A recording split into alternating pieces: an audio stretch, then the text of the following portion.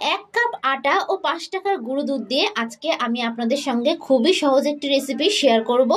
এটি বানানো কিন্তু খুবই সহজ আর অল্প উপকরণ দিয়ে এই রেসিপিটা খুব সহজেই তৈরি হয়ে যাবে।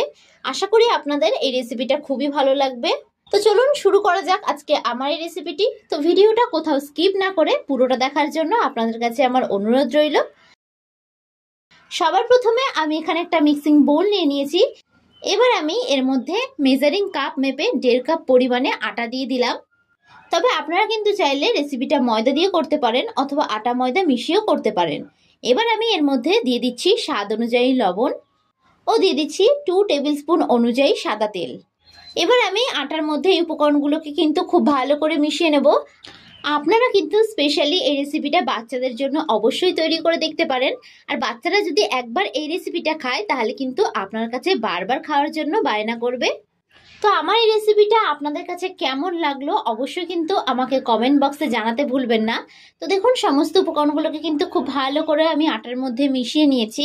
এবার আমি এর মধ্যে সামান্য সামান্য জল অ্যাড করে দেব। সামান্য সামান্য জল অ্যাড করে আমি কিন্তু এটাকে খুব ভালো করে একটু মেখে নেব। আপনারা রুটি পাউডার ডো যেই রকম ভাবে মাখেন ঠিক সেই রকম ভাবে কিন্তু একটু মেখে নিতে হবে। আমার এই রেসিপিটা যদি আপনাদের কাছে ভালো লেগে থাকে তাহলে অবশ্যই একটা লাইক করবেন। আর যারা যারা আমার চ্যানেলের নতুন বন্ধু তারা অবশ্যই আমার চ্যানেলটি সাবস্ক্রাইব করে দেবেন। আমার ভিডিওর আপডেট সবার আগে পেতে পাশে থাকা বেল আইকনটা ক্লিক করতে ভুলবেন না। আর যারা যারা ফেসবুক থেকে দেখছেন তারা রনিতাস ফুড প্লেস পেজটিকে ফলো করে দেবেন। আমি কিন্তু এখানে কোনো প্রকার গরম বা ঠান্ডা জল ব্যবহার করিনি। আমি এখানে রুম টেম্পারেচারে রাখা জল দিয়ে ডোটাকে খুব ভালো করে মেখে নিয়েছি। আপনারা পরোটা মাখতে গেলে যেরকম ডো তৈরি করেন ঠিক সেই রকম ভাবে কিন্তু ডোটা তৈরি করে নিলেই হবে। তো ডোটা এখানে আমার রেডি হয়ে গেছে। এবার আমি এই ডোটা থেকে লেচি কেটে নেব। আপনারা পরোটার লেচি ঠিক যেই রকম ভাবে কাটেন ঠিক সেই রকম ভাবে কিন্তু একটু কেটে নিতে হবে। এখানে কিন্তু আটাটাকে রেস্টে রাখার প্রয়োজন নেই। আমার হাতে যেহেতু সময়টা কম ছিল সেই জন্য কিন্তু আমি আটাটাকে আর রেস্টে রাখিনি। তো এইরকম আকারের কিন্তু আমি লেচি কেটে নিয়েছি। এবার এই লেচিগুলোকে আমি হাত দিয়ে এরকম করে গোল করে চ্যাপটা করে নেব। তাহলে কিন্তু এগুলো বেলতে অনেক বেশি সুবিধা হবে। তো সবকটা লেচিগুলোকে কিন্তু ঠিক একই রকম ভাবে আমি তৈরি করে নিলাম। এবার অন্যদিকে আমি একটা চপিং বোর্ড নিয়ে নিয়েছি। এবার একটা লেচি আমি নিয়ে নিলাম। এবার এর উপর থেকে সামান্য পরিমাণে আমি একটু আটা ছড়িয়ে দেবো। আপনারা কিন্তু চাইলে ময়দা দিয়েও বেলতে পারেন।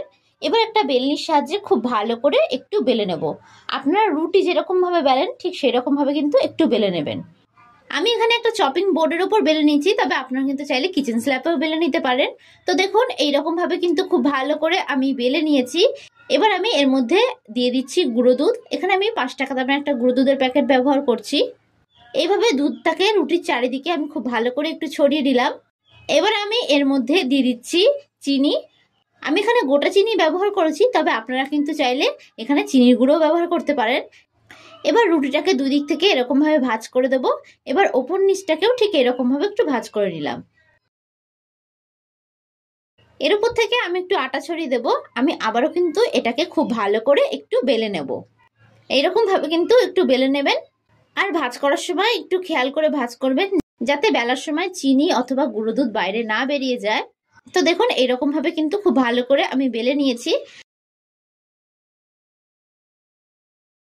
আমি আরো একটা আপনাদেরকে তৈরি করে দেখাচ্ছি।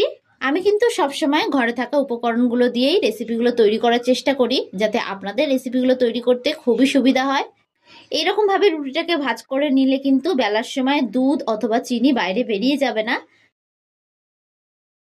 তো দেখুন এটাকে কিন্তু খুব ভালো করে আমি একটু বেলে নিয়েছি। এইরকম ভাবে একটু বেলে নেওয়ার চেষ্টা করবেন।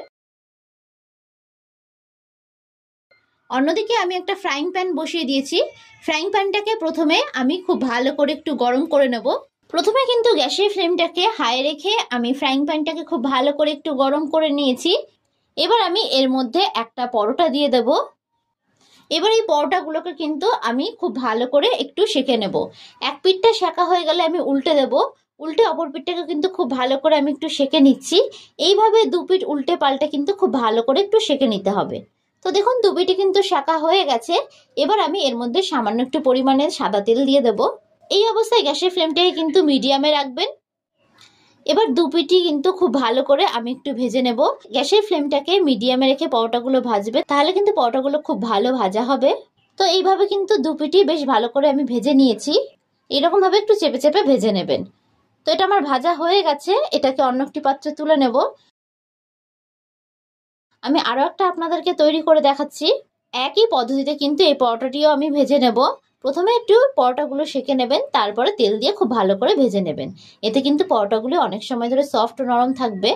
আমার এই রেসিপিটা যদি আপনাদের কাছে ভালো লেগে থাকে তাহলে অবশ্যই একটা লাইক করবেন। আর যারা যারা আমার চ্যানেলের নতুন বন্ধু তারা অবশ্যই আমার চ্যানেলটি সাবস্ক্রাইব করে দেবেন। আমার ভিডিওর আপডেট সবার আগে পেতে পাশে থাকা বেল আইকনটা ক্লিক করতে ভুলবেন না। আর যারা যারা ফেসবুক থেকে দেখছেন তারা রনিতাস ফুড প্লেস পেজটিকে ফলো করে দেবেন। তো ভিডিওটা শেষ পর্যন্ত দেখার জন্য আপনাদেরকে আমি অসংখ্য ধন্যবাদ জানাই।